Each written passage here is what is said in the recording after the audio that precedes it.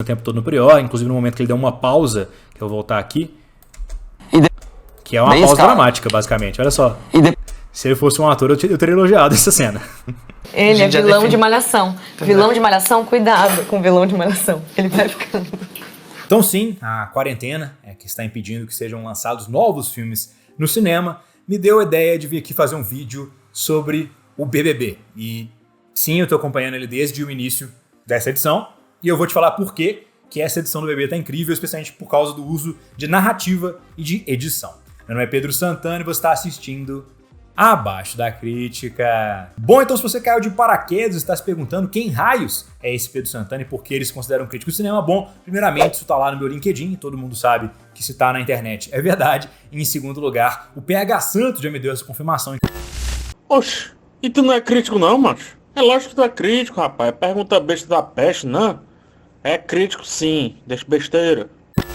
Quem sou eu para discordar do PH Santos, um cara que já apresentou Oscar na TNT? O cara é brabo mesmo, então fica aí esse endosso. Bom, então por que eu tenho achado o BBB de 2020 tão interessante? Basicamente porque eu não acompanhava o programa desde 2010 e aqui em 2020 eles tiveram várias sacadas interessantes que mudaram um pouquinho a estrutura do programa e também, ao mesmo tempo, eles têm um grande uso de narrativa e edição que eu vou explicar para vocês nos olhos de um crítico de cinema. Então a primeira questão aqui é que essa edição do BBB já teve uma mudança significativa em relação às outras. Agora, metade dos participantes já tinham algum tipo de notoriedade fora da casa. Então você tinha pessoas como Pyong Lee, Bia Boca Rosa, Manu Gavassi, várias pessoas que estavam dentro do meio artístico, como cantoras, atrizes ou então influenciadoras digitais. Então isso já dava uma dinâmica um pouquinho diferente para a narrativa geral do programa, na medida que a gente já tinha desde o início um certo favoritismo inferido aqui para as pessoas mais famosas, o que não tem se confirmado tanto assim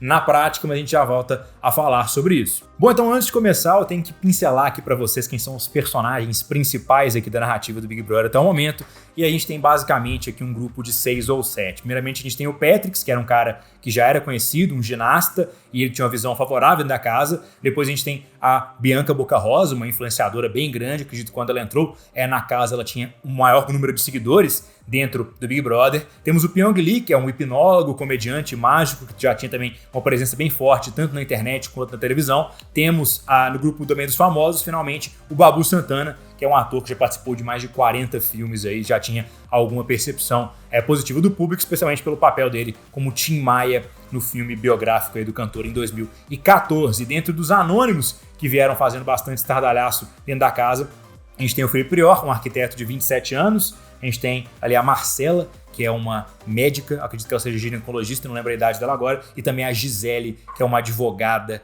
bastante, digamos, não vou falar, a personalidade dela é bastante marcante, digamos assim, pro bem e pro mal. E a gente também, além desses todos os personagens que a gente citar, a Manu Gavassi, que é a atriz e cantora, também tem um papel significativo fora da casa do BBB. Então esses são os personagens principais. Na minha visão, para mim, tem personagens que estão entrando melhor no jogo agora, como são a Thelma, por exemplo, que é uma das pessoas que eu mais gosto na casa, mas ela não esteve tão presente nos 2 arcos dramáticos que eu vou citar aqui nesse vídeo.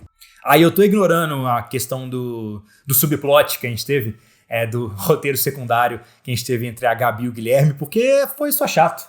Então eu tô ignorando essa parte, mas fica no vídeo que eu vou te contar sobre a história do BBB e depois sobre a edição do programa. Bom, então a primeira questão aqui que eu observei no Big Brother Brasil 2020 foi um uso de narrativa. E a gente tem aqui claramente vários arcos dramáticos ao longo do programa que contam em cada um deles com seus protagonistas e seus antagonistas. E a gente tem verdadeiramente arcos negativos e arcos positivos de maneira geral, como a gente vê em narrativas tradicionais de cinema, por exemplo. Então, só para ilustrar, um arco dramático positivo é quando um personagem começa em um ponto, digamos, inferior, e ele progride ao longo da narrativa para um ponto superior. Então, ele tem uma revelação moral que muda a percepção dele de mundo, ele se torna um herói depois de ser uma pessoa comum. É um arco bastante utilizado, especialmente em filmes que acompanham a jornada do herói, e ele também é bastante encontrado em personagens com arcos de redenção. Então, um personagem que era ruim depois ficou bom, então esse é um tipo de arco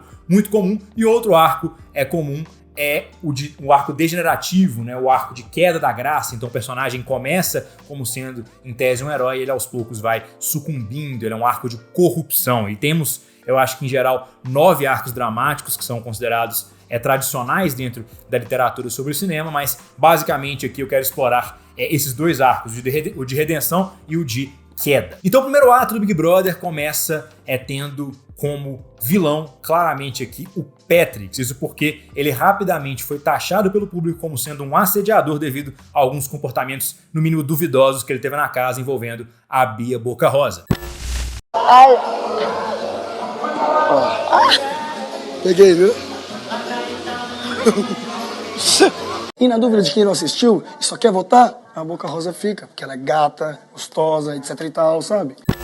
Então depois disso, a gente teve uma percepção em geral que o Patrick e os seus amigos tinham, além de visões bastante machistas do mundo e que não condiziam muito bem com a percepção social de 2020, a gente ainda tem ali um conflito interno dentro da casa, porque a própria Bia Boca Rosa ainda assim defende os meninos, enquanto a Marcela, Thelma e Gisele, além de outras sisters, ficaram chocadas aí com o comportamento de alguns dos homens do BBB. Então isso gera um primeiro conflito inicial, né, que é o conflito do machismo dentro do BBB. E nessa época a gente viu, basicamente no Twitter, muito papo de gente sendo cancelado o tempo todo. O Patrick foi cancelado, depois o Pyong foi cancelado, foi todo mundo cancelado por causa dessas visões, dessas atitudes. E basicamente a heroína do programa naquele momento era a Marcela. Então a gente tem 2 pontos de ápice, digamos assim, que eu chamaria de pontos de virada dentro da narrativa. O primeiro deles foi quando a gente teve ali a entrada dos participantes da Casa de Vidro dentro do programa, o Daniel e a Ivy, dizendo ali que a Marcela estava correta. Então isso era uma validação da nossa protagonista, uma validação da nossa heroína, e deixava claro para os participantes da casa que o Patrick era ali o próximo a ser eliminado, e por isso que o Adson não havia sido eliminado, né? Que naquele momento só tinha tido a primeira semana do programa em que o Chumbo foi eliminado, mas nada estava ali ainda muito definido. Depois que a gente teve esse drama envolvendo Patrick, Adson, Galina, Prior, basicamente todos os homens da casa. Pois bem, depois a gente continua com esse arco por algum tempo e a gente tem a subdivisão dentro da casa em grupos que querem dar uma nova chance aos meninos e grupos que querem eliminar todos os homens da casa. E acaba que esse segundo grupo começa a ter mais força e a gente vê, de fato, os homens sendo eliminados ao longo do tempo, até que a gente chega na 5ª semana de programa e a gente tem mais um ponto de virada, que começa o segundo ato do BBB 2020, que é a ascensão do Prior. Então o Prior claramente é um oposto aqui da Marcela, né, que era a heroína do programa, e o Prior ele tem um arco de redenção até certo ponto, porque ele começa com um personagem que era amigo do Patrick, que era claramente percebido dentro da casa como uma figura heróica e nobre, mas pelo público como um vilão, e o Prior tem uma percepção quase que inversa, né? O pessoal da casa acredita que ele é um vilão, mas ele vai ganhando cada vez mais popularidade com o público, né? Ele atende o Big Fone, ele participa do Monstro, depois ele vai para o Quarto Branco, ele é líder e várias semanas consecutivas tem ali o Prior como enfoque principal, mas tudo isso começou basicamente na 5ª eliminação do BBB, quando quem foi eliminado dentro de um paredão com Boca Rosa, Flyslane e Prior foi justamente a Boca Rosa, que havia defendido ali o Patrick até certo momento. Então ficou um momento de confusão na casa, porque a gente de fora estava observando uma realidade que não era necessariamente percebida pelos outros brothers. Então de fora a gente percebia que a galera eliminou a Boca Rosa por vários motivos, e sendo um deles a defesa do Patrick, mas esse não era o motivo preponderante, talvez, pelo menos não na minha observação. E a galera levou isso como validação lá dentro da casa, que eles estavam 100% corretos, que eles poderiam continuar na sua estratégia. Enquanto isso, a gente teve a popularização do Prior, e junto com a popularização do Prior, a gente viu outra rachadura ali dando corpo à narrativa, que foi a saída do Babu Santana, do grupo original, digamos, dos VIPs dentro da casa, para ser amigo do Prior e do Galina, né? E depois ficando somente com o Prior, já que o Galina ficou só mais uma semana quando o Babu estava ali presente. Então, basicamente, a gente tem essa narrativa nova formada em que o Prior e o Babu são rejeitados pelo resto da casa, mesmo eles buscando ali uma tentativa de melhora nas suas percepções, eles se esforçando para entender as lições que foram deixadas pelas eliminações passadas, e o Prior especialmente ganhando ali a afeição do público de forma geral. Então esse é basicamente o segundo ato dentro do BBB, e ele também é marcado pela queda da nossa heroína Marcela, na medida que ela começa a se relacionar com o Daniel, que não é uma figura tão querida assim pela casa, que tem falhas bem semelhantes ali na visão de muitas pessoas, com as do Prior. Então começa uma narrativa aqui fora, digamos assim, de que o Prior é injustiçado à medida que o comportamento dele é bem próximo ao Daniel, mas o Daniel tem a prerrogativa de fazer as coisas erradas porque ele está se relacionando com a Marcela. E o ápice desse segundo ato, para mim, acaba vindo no quarto branco e posteriormente com a eliminação do Pyong Lee. Então, basicamente, a gente tem lá o Prior sendo colocado no quarto branco com o Manu Gavassi e com a Gisele, e saindo do quarto branco, a gente tem ali basicamente uma nova amizade improvável depois dos conflitos anteriores formada entre esse terceiro grupo ali, que depois ainda conta com a Rafa, e a conclusão para esse capítulo é a eliminação do Prior, que estava ali lutando justamente contra o Babu, que é o melhor amigo do Prior dentro da casa. E agora estamos basicamente dentro do terceiro ato do programa, que eu acho que vai acabar tendo 4 atos, dado o número de participantes. A gente teve até o momento isso. A primeira, a queda do Patrick, que era protagonista dentro da casa, mas vilão fora. Depois a queda da Marcela, que ela era protagonista fora e agora é vilã também fora até certo nível. Obviamente ela tem um apoio bem significativo. E o principal arco do programa até agora é a redenção do Prior e a junção do Prior com o Babu. E como é que isso foi construído de forma geral, Pedro? Isso aí é uma visão da sua cabeça? Isso aí foi feito pelos produtores? Bom, isso é feito basicamente a partir das decisões que as pessoas tomam, na medida que narrativamente o que importa sobre determinada situação é como uma pessoa decide algo em relação a um conflito que ela está tendo. Então a gente teve várias decisões sendo tomadas ao longo do tempo, e uma coisa que favorece muito a percepção do público em relação a isso é a edição, mas não necessariamente a edição do programa em si, do pequeno resumo que a gente vê lá todos os dias, mas sim a edição de como é que as câmeras evoluíram dentro do Big Brother para trabalhar de maneira cinematográfica. Então, vamos aqui para outra perspectiva que eu vou mostrar para vocês sobre o que estou falando.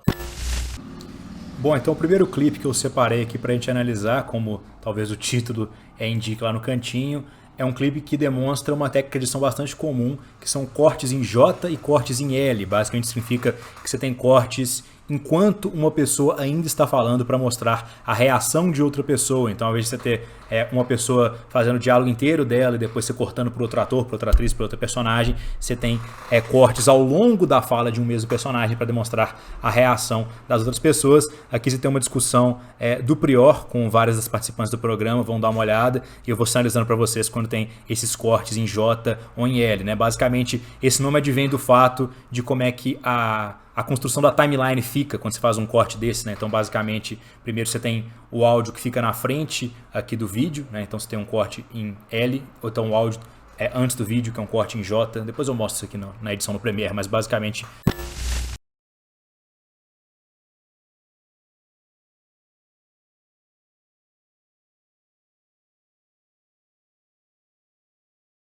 tem essa discussão aqui. Ninguém tem que saber.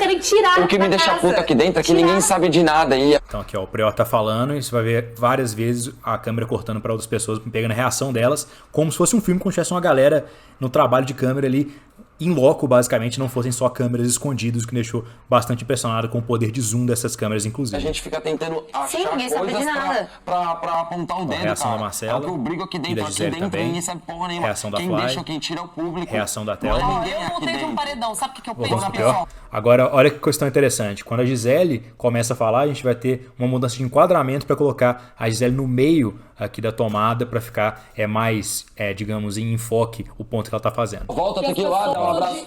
As pessoas odiavam mais o Gui do que me odiavam. Eu acho isso, não que as Faz o pessoas ponto dela. Não. É que as pessoas gostavam menos. Não, o Guilherme.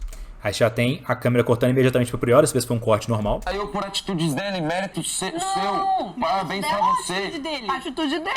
Ok, mas mérito de quem fica. É mérito de quem fica. O problema é que aqui dentro ninguém valoriza quando a pessoa fica. Quando as pessoas vêm pra mim me dar parabéns, cara, e depois de 2 minutos tá lá falando, mas o Prior ficou porque o outro fez isso, não foi mérito mesmo. Percebe que nem sempre a câmera corta, igual nesse ponto todo do final. A gente teve a câmera permanecendo o tempo todo no Prior, inclusive no momento que ele deu uma pausa, que eu vou voltar aqui, que é uma pausa dramática, basicamente. Olha só. Se ele fosse um ator, eu teria elogiado essa cena. Isso se coloca em contraste fortemente com a abordagem que eu tradicionalmente lembrava do BBB, né? Que essa igual a gente tá vendo aqui do churrasco do Babu aqui. Deixa eu diminuir esse volume do churrasco raiz. Mas basicamente a gente tem aqui uma abordagem de câmera bem mais passiva, né? Basicamente retratando de maneira um pouquinho mais naturalística as coisas que estão acontecendo. Claro que a gente ainda tem ali uma aproximação da câmera, que não é tão natural assim, né? Mas ela observa mais de longe, mais uma qualidade um pouco voyeurística. E uma evolução bem forte em relação a isso é essa cena que aconteceu no dia de ontem, acredito, no momento da gravação desse vídeo, não é evidente, que é essa cena das bolhas de sabão. Observem como o tempo todo a câmera vai sendo cortada, vai sendo alterada para acompanhar a ação que está ocorrendo ali. Basicamente o que está ocorrendo aqui é uma edição em tempo real. Então você tem o Babu jogando as bolinhas de sabão, a câmera acompanha eles até o quarto, depois a gente vê as meninas lá dentro do quarto, agora você tem uma reação da Gisele sendo perfeitamente capturada, depois da Rafa utilizando a câmera por trás do Babu. E vocês vão ver que em determinado momento eles vão inclusive enquadrar o Babu respeitando a regra dos terços, que é uma regra de enquadramento bastante utilizada por diretores de fotografia, no qual você coloca o personagem em destaque dentro de qualquer enquadramento, ocupando ali 1/3 da tela. Você vai ver que isso acontece agora quando a gente sai de um plano um pouquinho mais aberto para um plano médio, né? Então você tem o Babu ocupando 1/3 da tela e o tempo todo a gente vai tendo corte de câmera, tendo alterações para acompanhar as reações das pessoas, naquela situação. Então aqui agora você tem o Babu basicamente sendo enquadrado pela regra dos terços, fazendo as bolinhas de sabão na medida que depois a gente tem tomadas abertas e tomadas de reação em geral das meninas acompanhando aquele evento. Então depois você vai ver que até os editores escolhem jogar essa tomada aberta mais por trás, que é o que está acontecendo agora, para que eles possam ter uma reação melhor ali, digamos, acompanhamento melhor das sisters. Então você inclusive tem essa tomada da Gisele aí sendo enquadrada também pelo espelho ao mesmo tempo, que é bastante, digamos, artístico, poderia ser lotado de significado em um filme, mas aqui obviamente a gente lê como sendo um acidente feliz, mas de qualquer forma você vê que há uma sofisticação grande na maneira como é que as coisas estão sendo retratadas, né? E há uma mudança grande em relação ao paradigma que eu pelo menos esperava do BBB, na medida que agora a gente tem uma edição que é feita ao vivo, muito mais do que a edição dos pequenos resumos que a gente vê todos os dias, uma edição que é feita ao vivo que agrega